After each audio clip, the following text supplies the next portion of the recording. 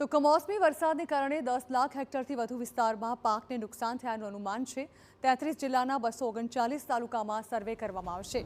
CM Bhupendra પટેલે 7 દિવસમાં સર્વે પૂર્ણ કરવાના આદેશ આપ્યા છે।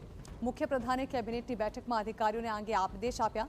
સીએમ દ્વારા પણ રિયલ ટાઈમ મોનિટરિંગ કરવામાં આવી રહ્યું છે। ટેકનોલોજીના માધ્યમથી સર્વે પણ કરવામાં આવશે। કૃષિ એપ અને જરૂર છે ત્યાં ફિઝિકલ સર્વે પણ કરાશે। ડાંગર અને જુવારને સૌથી વધુ નુકસાન થયાનો અંદાજ છે। કપાસ, સોયાબીન, શેરડી સહિત અન્ય જણસના ઉત્પાદનમાં પણ નુકસાન થયું છે। ત્યારે સર્વે પૂર્ણ થયા બાદ પેકેજ જાહેર કરવામાં આવશે।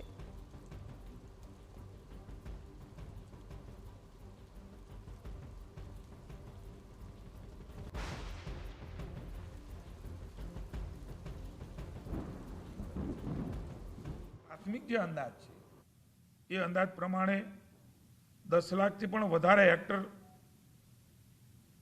વિસ્તારમાં પાકો અસરગ્રસ્ત જણાય છે।